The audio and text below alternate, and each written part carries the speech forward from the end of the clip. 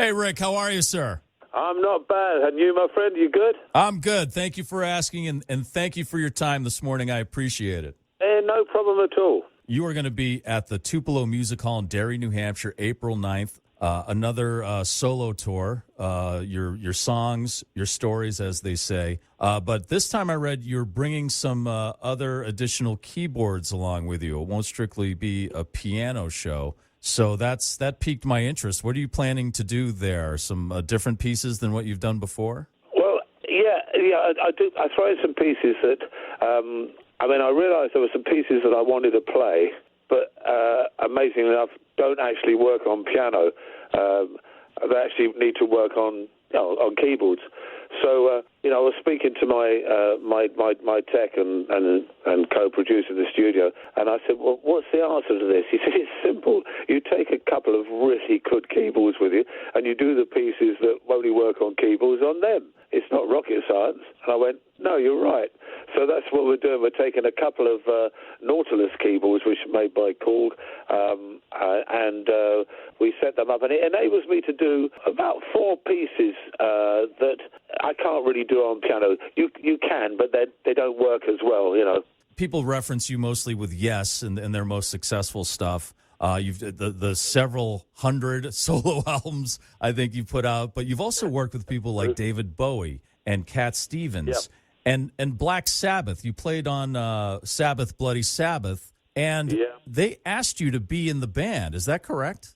That is correct. Yeah, we're still tremendously good friends with Ozzy and Tony Iommi. I've always kept in touch with Ozzy because my son Adam has played with Ozzy for over 20 years. Oh, nice.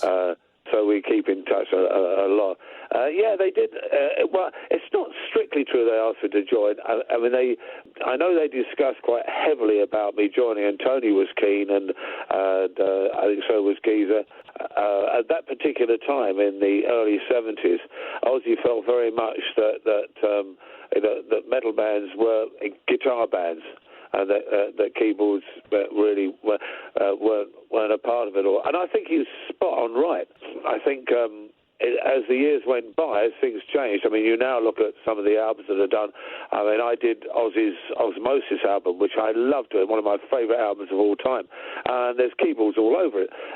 Also, as I say, my son's been in Ozzy's band for 20-odd years, playing keyboards and guitar and that as well. And you take bands like Judas Priest, who did a sort of recently did a sort of almost what you would call a prog metal album, which had keyboards everywhere as well.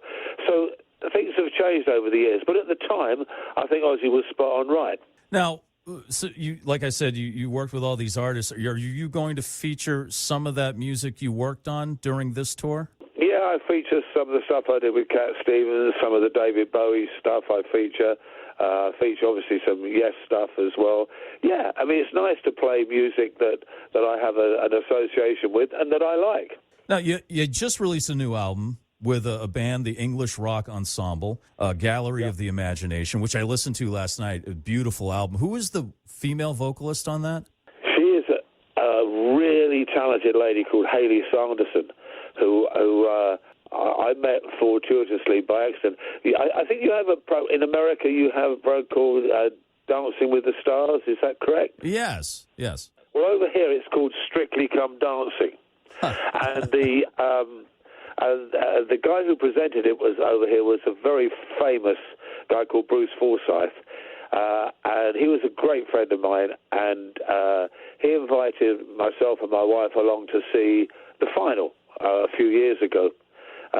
So I went along, and the band are live, and I was really impressed with the girl singer, which was Hayley Sanderson. And her manager came to me after and said, look, Hayley is doing an album. She wondered, would you by any chance be willing to do some piano on it? And I said, I'd love to. So I did the piano on this album, which is a really pretty album.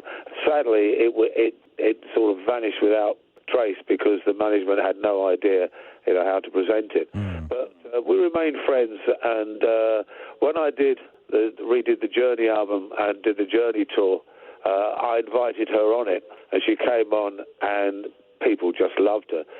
And we did a short prog tour last year, a prog rock tour. It's really interesting that I was wondering how the dear old prog rockers would take to her. They absolutely loved her. So when it came to do this album, I said, would you like to do it? I said, it's a real mixture of music, a real mixture. She said, okay, that's no problem. Did a fantastic job. And she was the singer with me. I mean, just a week ago, we did 2 nights at the London Palladium. Yes. With band, choir, the whole. It was just great fun. And she sang all of that, and people love her. And she's a tremendous find, and I think deserves some serious recognition. That's for sure. Is something like those shows that you were mentioning with her and the English Rock Ensemble, is that something that you're planning on bringing to the United States? I hope so. I'm glad you asked, because it is indeed. I mean, the response was so phenomenal. I mean, I reckon there was probably... I mean, the Palladium's not the biggest place in the world. It's about 2,500. It was sold out both nights. And on both nights, I would say it's not an exaggeration to say at least 200 of the audience had flown in from America for it. I would love to see that, a few dates here in the United States and see that. But, of course, right now we're focusing on your solo tour, Rick, and that's April 9th in this area at the Tupelo Music Hall in Derry. And I really appreciate your time this morning, sir. Thank you so much, and good luck on this latest tour. And, again, hope to see that English Rock Ensemble tour in the future very soon. That's really kind.